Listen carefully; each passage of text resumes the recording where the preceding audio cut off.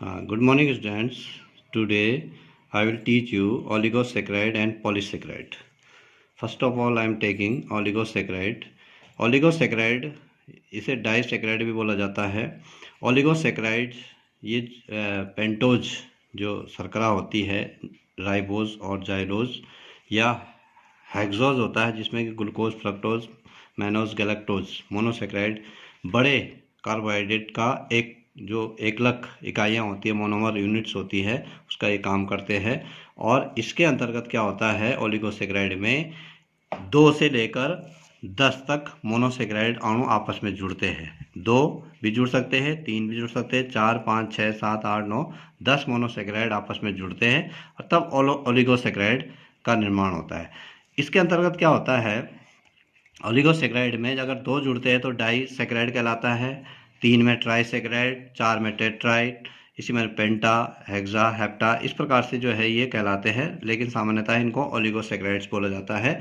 और इनके जो 2 मोनोसैकेराइड जब आपस में जुड़ते हैं, उनके बीच जो बंध बनता है, सहसंयोजी बंध बनता है, जिसको कि ग्लाइकोसिडिक बंध बोला जाता है, ग्लाइकोसिडिक बॉन्ड उसको बोला जाता है। उसमें क्या होता है, एक मोनोसैकेराइड अणु का एल्डिहाइड या कीटोन जो ग्रुप होता है, वो दूसरे मोनोसैकेराइड के अल्कोहलीय OH समूह से जुड़ता है और इससे एक जल का अणु निष्कासित होता है। जब 2 मोनोसैकेराइड आपस में जुड़ते हैं, ग्लाइकोसिडिक बॉन्ड बनाते हैं और एक पानी का एक अणु जो है उससे अलग होता है। तो इस जो ये अभिक्रिया है, इस अभिक्रिया को निर्जलीकरण, संघनन, संश्लेषण भी बोला जाता है। डिहाइड्रेशन, कंडेंसेशन, सिंथेसिस इसको बोला जाता है, या ये जो है उत्क्रमणीय होती है, रिवर्सिबल रिएक्शन होती है। तो इस प्रकार से ये ग्लाइकोसिडिक बंध 2 ग्लूकोज के अणुओं के जुड़ने से माल्टोज बन रहा है। एक माल्टोज जो है डाइसैकेराइड है, ये जो एक ग्लूकोज है, यहाँ पे देखिए, ये ग्लूकोज, एक ग्लूकोज, यहाँ पे OH और ये जुड़ रहा है, H2 अलग हो रहा है, ये ग्लाइकोसिडिक बॉन्ड बन रहा है। इस प्रकार से जो है ओलिगोसैकेराइड लिंकेज इनके बीच में बन रहा है। ये डाइसैकेराइड का है। डाइसैकेराइड में जो है ये सर्वाधिक महत्वपूर्ण ओलिगोसैकेराइड, इसमें 2 मोनोसैकेराइड आपस में जुड़ते हैं और इसका जो सामान्य सूत्र होता है वो C12H22O11 इसका होता है। और इसके अंदर उदाहरण है माल्टोज, सुक्रोज और लैक्टोज, जो कि डाइसैकेराइड होते हैं। इसमें जो है माल्टोज की अगर हम बात करें तो माल्टोज में 2 ग्लूकोज आपस में जुड़ते हैं। एक अल्फा डी ग्लूकोज होता है, दूसरा बीटा डी ग्लूकोज होता है। इसी प्रकार से लैक्टोज होता है, इसे दुग्ध शर्करा भी बोला जाता है। तो इसमें जो है 2 जो मोनोसैकेराइड है वो आपस में जुड़ते हैं और डाइसैकेराइड का निर्माण करते हैं। इसी प्रकार से सुक्रोज है, सुक्रोज में भी जो है एक ग्लूकोज अणु और एक फ्रक्टोज अणु आपस में जुड़ते हैं और उससे जो है डाइसैकेराइड का निर्माण करते हैं। ट्राइसैकेराइड जो होता है उसमें 3 अणुओं के जुड़ने से होता है, जैसे रेफिनोज हो गया। टेट्रासैकेराइड जो है 4 मोनोसैकेराइड अणुओं को जुड़ने से जुड़ता है, जिसको कि स्कोरोडोस जो है इसका एग्जाम्पल है। ओलिगोसैकेराइड के अगर हम कार्य देखें तो ये भी ऊर्जा प्रदान करने के लिए ईंधन का कार्य करते हैं। शरीर के अंदर जो है ईंधन के कार्य करते हैं। पहले ये जो है ग्लूकोज में टूटते हैं और तब जो है फिर ग्लूकोज से ऊर्जा प्राप्त होती है। सुक्रोज गन्ने या चुकंदर के में अतिरिक्त भोजन के रूप में संचित रहता है, गन्ने में या चुकंदर में। लैक्टोज जो होता है वो दुग्ध शर्करा के रूप में बच्चों और मरीजों का प्रमुख भोजन होता है। कुछ ओलिगोसैकेराइड जंतु कोशिकाओं की कोशिका झिल्ली की बाहरी सतह में प्रोटीन और लिपिड अणुओं के साथ जुड़कर ग्लाइकोप्रोटीन या ग्लाइकोलिपिड्स का निर्माण करते हैं, जिससे कि कोशिका भित्ति का निर्माण होता है। अब आते हैं हम पॉलीसैकेराइड पे। पॉलीसैकेराइड्स, जैसे इसका नाम है, पॉलीगमल होता है बहुत ज़्यादा। इसमें जो है अनेक असंख्य जो है मोनोसैकेराइड आपस में जुड़ते हैं, उनका ये पॉलीमर्स होते हैं और उससे जो है बहुत कहीं जो है 10 से लेकर 10 तक तो ओलिगोसैकेराइड होते हैं। मोनोसैकेराइड जब 10 मोनोसैकेराइड आपस में जुड़ते हैं तो वो ओलिगोसैकेराइड बनाते हैं। लेकिन 10 से अधिक और कई हजार तक मोनोसैकेराइड जो एकलक होते हैं वो आपस में ग्लाइकोसिडिक बॉन्ड से जब जुड़ते हैं तो उससे जो है वो पॉलीसैकेराइड का निर्माण करते हैं।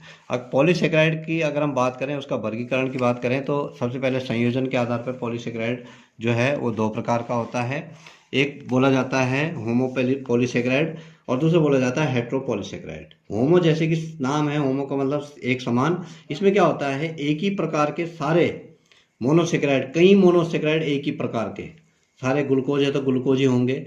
इस प्रकार से बहुत ज़्यादा एक ही प्रकार के जब मोनोसेकेराइड आपस में जुड़कर पॉलीसेकेराइड बनाते हैं तो उसको बोला जाता है होमो पॉलीसेकेराइड। इसके उदाहरण है मंड हो गया, सेलुलोज हो गया या इनुलिन हो गया, ये इसके एग्जाम्पल है। दूसरा है हेट्रो पॉलीसेकेराइड। हेट्रो का मतलब होता है इसमें एक से अधिक प्रकार, दो या दो से अधिक प्रकार के जो मोनोसेकेराइड अणु होते हैं वो अलग अलग प्रकार के होते हैं और वो आपस में जुड़ते हैं, जिससे कि हेट्रोपॉलीसेकेराइड का निर्माण करता है। म्यूकोपॉलीसेकेराइड, ग्लाइकोप्रोटीन हो गया या काइटिन हो गया, पेप्टिडोग्लाइकॉन्स हो गए, पेक्टिन हो गया, हेमिसेलुलोज हो गया, ये जो है हेट्रोपॉलीसेकेराइड के एग्जाम्पल है।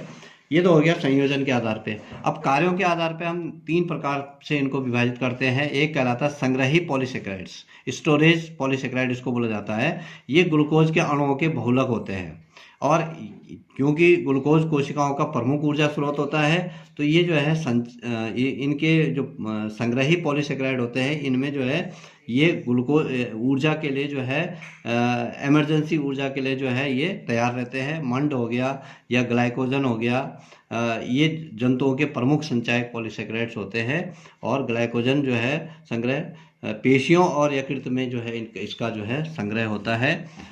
इसी प्रकार से संरचनात्मक पॉलीसेकेराइड, स्ट्रक्चरल पॉलीसेकेराइड जो होता है, ये भी ग्लूकोज के अणुओं के बहुलीकरण से ये बनते हैं, पॉलीसेकेराइड बनते हैं और ये जो है पादप कोशिकाओं में की भित्तियों में ढांचा बनाने के लिए काम आते हैं या ऑर्थ्रोपोडा जंतुओं का बाह्य कंकाल भी इनसे बनता है। तो काइटिन, सेलुलोज और काइटिन जो होते हैं वो संरचनात्मक पॉलीसेकेराइड होते हैं। सेलुलोज जो होता है, सेलुलोज की संरचना अगर हम देखें तो कई ग्लूकोज के अणु, ये जो है ये ब्रैकेट के अंदर रख दिया गया है, ये ग्लूकोज और ये जो है ये ग्लूकोज ब्रैकेट के अंदर रख दिया और इसके बाहर एन लिख दिया, मतलब कई संख्या में ग्लूकोज है जो कि सेलुलोज का निर्माण कर रहे हैं। इसी प्रकार से काइटिन है, काइटिन जो कि जिससे जो है जो ऑर्थ्रोपोडा फाइलम के जितने भी जंतु होते हैं, इंसेक्ट्स होते हैं, उनका जो पंख होते हैं उसका निर्माण काइटिन से ही बनता है। तो ये जो है इस प्रकार से ये पाया जाता है। इसी प्रकार से तीसरे प्रकार के हैं श्लेष्मी पॉलीसेकेराइड्स। म्यूसिलेजिनस पॉलीसेकेराइड्स जो होते हैं ये प्रोटीन और वो जो पॉलीसेकेराइड्स के जटिल यौगिक होते हैं और इनमें जो है इनमें जो कोशिकाओं द्वारा स्रावित होने वाला जो है बाह्य कोशिकीय पदार्थ जो है इनमें एकत्रित होता रहता है और इस प्रकार से एक विशेष प्रकार की जेल जैसी जो है संरचना बनाता है। जैसे अगार इसका एग्जाम्पल है, कैराजिनिन जो है, ये सारे श्लेष्मी पदार्थ होते हैं जो कि एक सीक्रेटेड मटेरियल के रूप में जो है तैयार होते हैं। अब बात करते हैं पॉलीसेकेराइड के कार्य, फंक्शंस ऑफ द पॉलीसेकेराइड। ये इसके अलग अलग कार्य होते हैं, जैसे संचित भोजन के रूप में शरीर के अंदर जो है मंड के रूप में, शैवालों में या स्थलीय पौधों में संचित भोजन के रूप में रहता है। कवकों और जंतुओं में ग्लाइकोजन के रूप में, संचित भोजन के रूप में ये इकट्ठा रहता है और फिर ऊर्जा के रूप में कार्य करता है। ऊर्जा स्रोत के रूप में सीधे सीधे ग्लाइकोजन ऊर्जा का स्रोत होता है। ये जो है अपघटित होकर फिर ग्लूकोज बनाता है और ग्लूकोज से हमें ऊर्जा मिलती है। इसी प्रकार से पॉलीसेकेराइड सजीवों के संरचनात्मक घटक होते हैं, मतलब जैसे कोशिका भित्ति हो गया, कोशिका झिल्ली हो गया या काइटिन हो गया, इनका काइटिन से कीटों के बाह्य कंकाल हो गया, ये सारा जो है इससे निर्माण होता है। तो इस प्रकार से ये पॉलीसेकेराइड के प्रमुख कार्य है। Thank you.